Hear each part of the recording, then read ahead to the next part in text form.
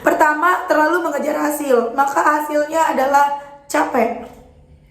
Karena ketika kita mengejar hasil, kita tidak bisa melihat semua pertolongan Allah sebagai pertolongan Allah. Bismillahirrahmanirrahim. Alhamdulillahirabbil alamin.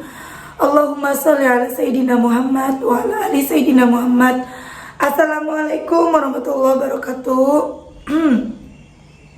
Halo teman-teman, apa kabar? Mudah-mudahan teman-teman selalu dalam lindungan Allah Subhanahu wa taala. Amin ya rabbal alamin. Alhamdulillah, kali ini aku akan sharing lagi pengalaman sholawat dari teman-teman kita.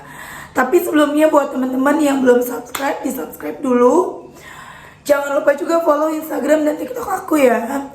Dan buat teman-teman yang punya testimoni sholawat, langsung aja kirimkan testimoni kamu ke sini.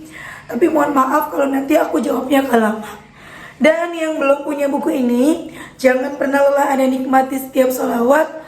Harganya 55.000, insya Allah bisa bikin teman-teman makin semangat bersolawat. Kalau teman-teman mau beli, teman-teman bisa langsung aja beli ke Gramedia, insya Allah ada. Kalau di admin, insya Allah itu 1-2 minggu lagi ada teman-teman. Dan untuk yang ikutan PO di admin, itu teman-teman bisa dapat free tasbih digital. Langsung aja WA ke admin ya, ini nomor adminnya. Kalau mau ikutan PO, tapi kalau nggak PO ya nggak apa-apa. Cuma dapat tasbih ya. Teman-teman, aku mohon maaf banget. Mungkin suara aku ini ngeganggu kalian banget ya, kedengarannya nggak enak banget ya. Karena memang belum sembuh sampai sekarang, masih sembuh hilang, sembuh hilang kayak gitu. Sembuh kumat. Mohon maaf, doain ya teman-teman ya, supaya suara aku bisa kembali normal lagi, amin. Nah ini langsung aja akan aku bacain testimoninya. Ini dari Mbak A. Jadi mbaknya minta namanya disamarkan aja. Langsung aja aku baca ya. Assalamualaikum Mbak Mel. Waalaikumsalam. Saya Mbak A. Samarkan saja ya Mbak Mel, dari Jakarta. Mau ikutan testi Mbak, sudah lama mau ngirim testi, tapi belum sempat. Semoga sekarang bisa dan dibaca Mbak Mel. Alhamdulillah, sejak mengamalkan sholawat, yang paling utama hati tenang, karena insya Allah diridhoi. Walaupun utang riba saya masih banyak Mbak Mel, tapi saya yakin Allah pasti bantu saya.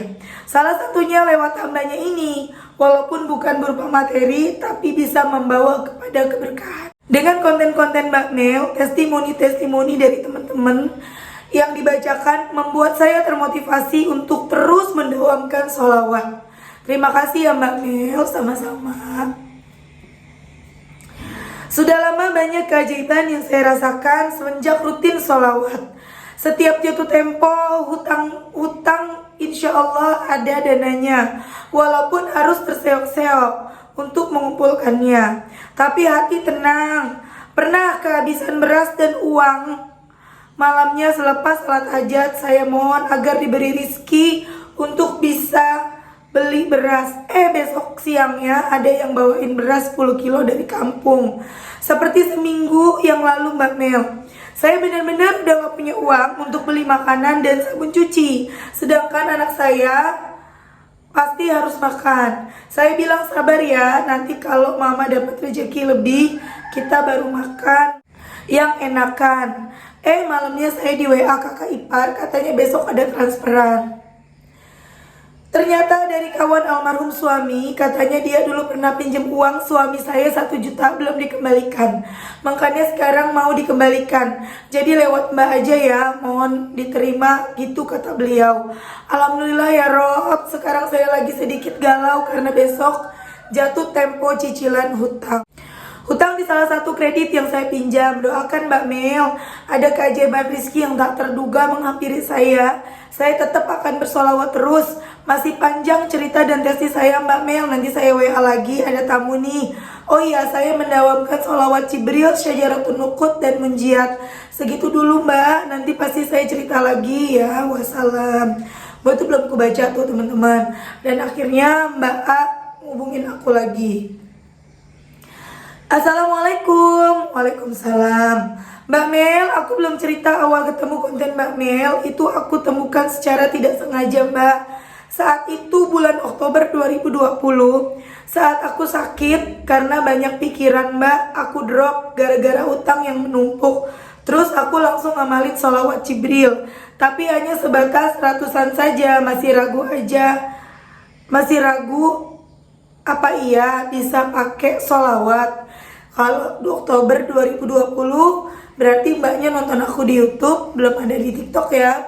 Dan aku masih jelek ya mbak ya, belum bisa dandan. Sekarang kan udah lumayan ya, udah mendingan. Tapi ternyata yang aku temukan pertama adalah ketenangan mbak. Hutang ribaku masih banyak, bukan pinjol mbak, tapi di bank dan pegadaian. Aku amalin terus sholawat Sajaratul Nukut dan Jibril. Selepas sholat fardu, masih terbatas jumlahnya, paling banyak 500 sholawat Jibril, 100 sholawat Nabi.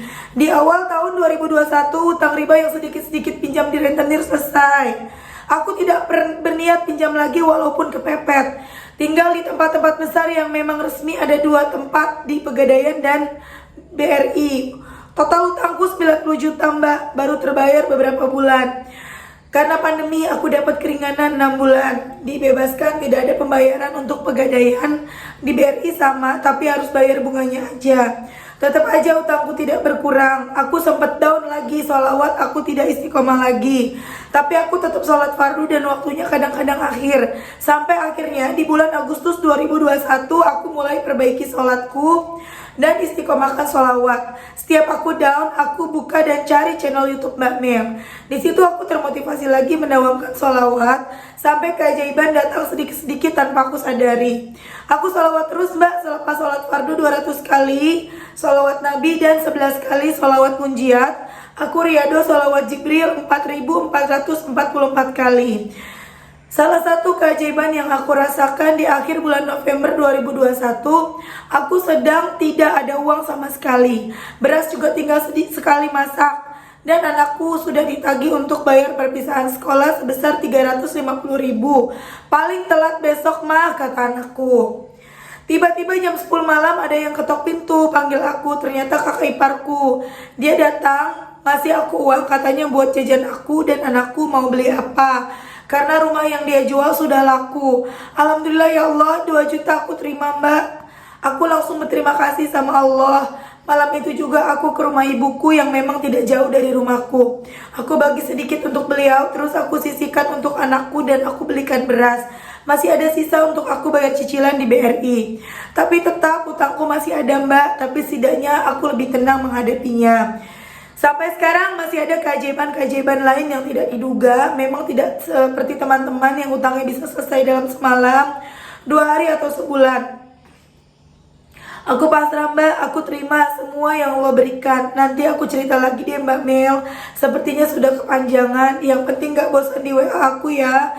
Makasih mbak, minta doanya. Akhir bulan ada jatuh tempo, tapi belum kelihatan uangnya. Semoga ada jalan dan titik terang ya mbak, amin. Terima kasih mbak Mel, sementara ini dulu. Masya Allah ya teman-teman, itu tadi testimoni dari Mbak A di Jakarta. Masya Allah, jadi Mbak A ini single parent ya Mbak, karena suami sudah meninggal dunia. Mbak, Masya Allah, Insya Allah Mbak, kalau Mbak terus sholawatan, ya nggak pernah lelah, terus mulutnya, hatinya, pikirannya sholawatan, pasti utangnya lunas, pasti masalahnya beres, pasti suatu saat nanti Insya Allah atas izin Allah Mbak akan hidup lebih baik lagi, bahagia, menjadi seperti apa yang Mbak inginkan. Insya Allah. Semangat terus ya Mbak. Kita doakan ya teman-teman, semoga Mbak A pas jatuh tempo bisa bayar. Memang ada yang baca sholawat dalam semalam lunas, dalam sebulan lunas. Kok bisa ya?